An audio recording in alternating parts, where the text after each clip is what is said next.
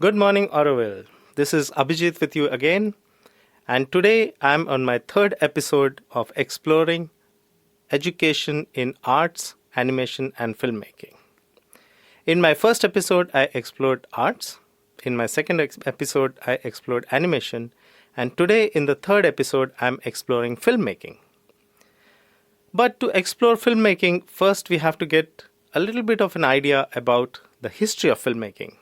So, in my subsequent episodes on filmmaking, I'm going to explore the illustrious, more than a century long history of filmmaking. First, I'm going to explore it in a short brief, and then I will get into each era. So, following the invention of photography in the 1820s, attempts began to capture motion on film. Building on the work of Edward Muybridge and others, inventor William Kennedy Laurie Dixon and his employer Thomas Edison developed one of the first motion picture cameras, the kinetograph, in 1891.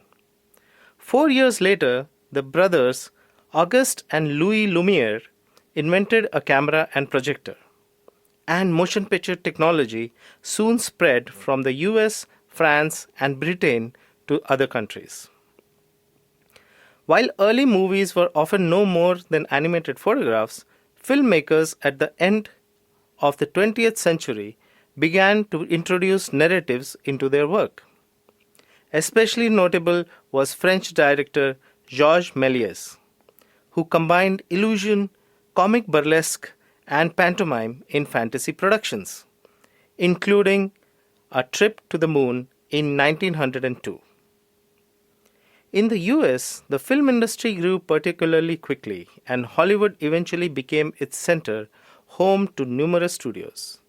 American director D.W. Griffith was credited with developing filmmaking as an art form with such techniques as the close-up, the scenic long shot, and cross-cutting.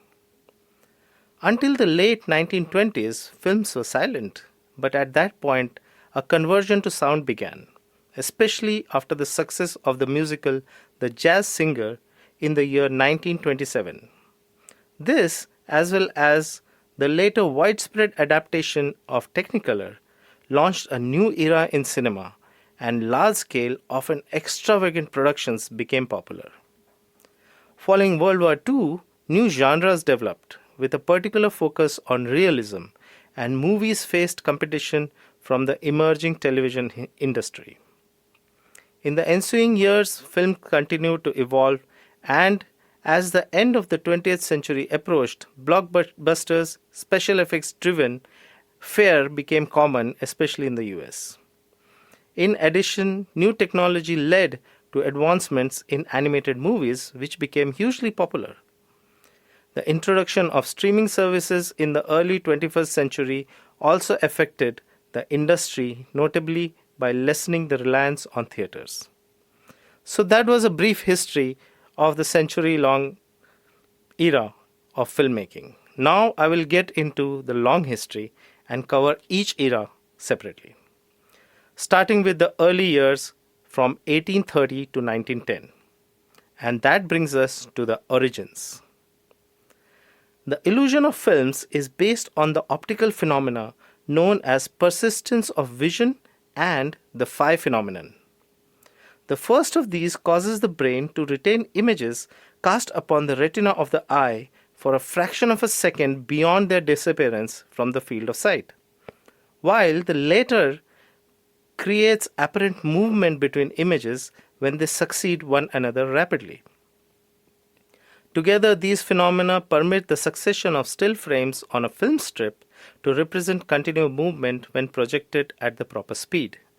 Traditionally 16 frames per second for silent and 24 frames per second for sound films.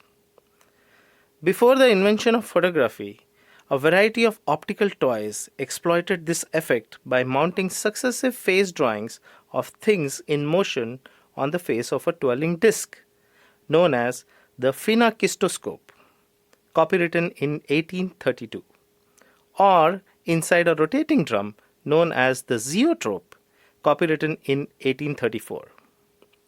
Then, In 1839, Louis-Jacques Mandé-Degreux, a French painter, perfected the positive photographic process known as daguerreotype.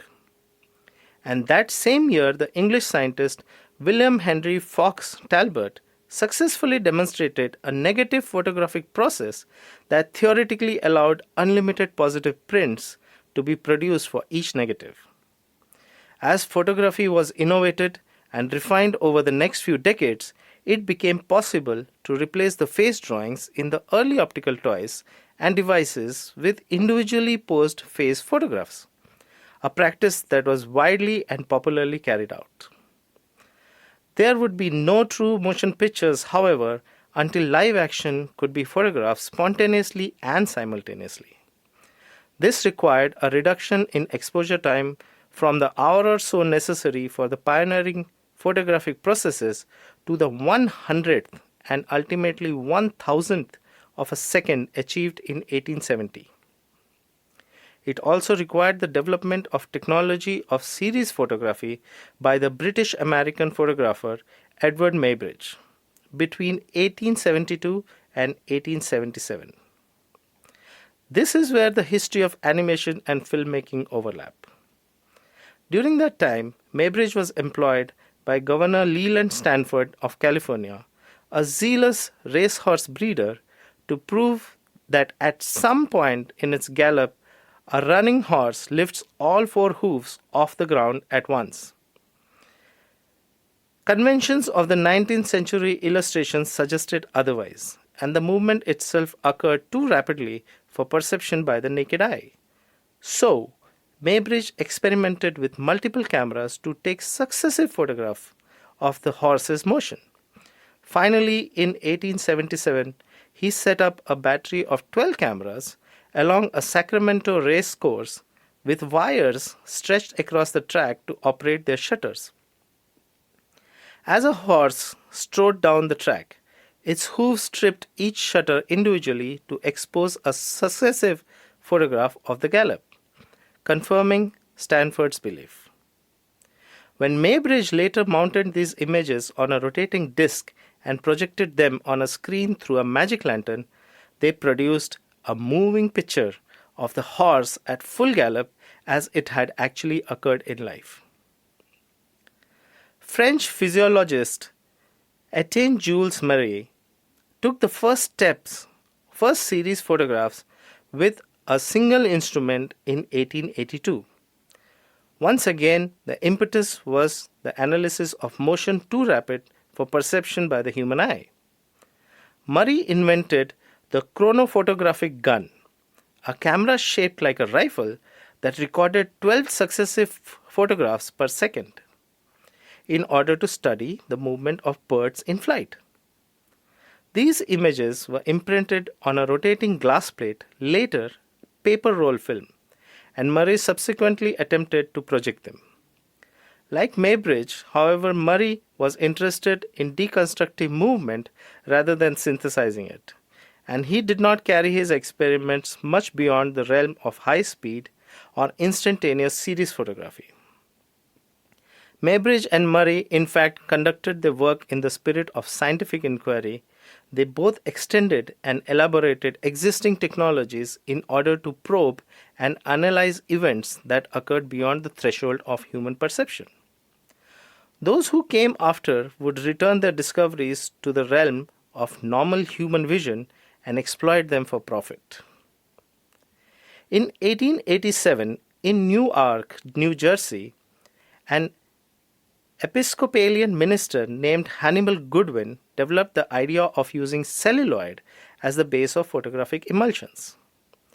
The inventor and industrialist George Eastman, who had earlier experimented with sensitized paper rolls for still photography, began manufacturing celluloid roll film in 1889 at his plant in Rochester, New York.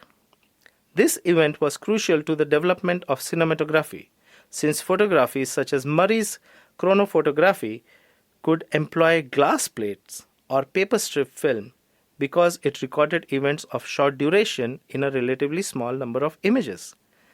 But cinematography would eventually inevitably find its subject in longer, more complicated events requiring thousands of images and therefore just the kind of flexible but durable recording medium represented by celluloid.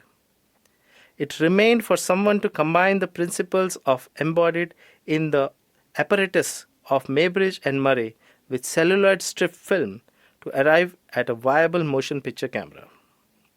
Such a device was created by French-born inventor Louis Le Prince in the late 1880s. He shot several short films in Leeds, England in 1888, and the following year he began using the newly invented celluloid film. He was scheduled to show his work in New York City in 1890, but he disappeared while traveling in France.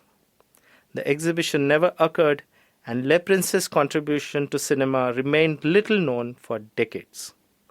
Instead, it was William Kennedy Laurie Dixon, working in West Orange, New Jersey, laboratories of the Edison Company, who created what was widely regarded as the first motion picture cameras.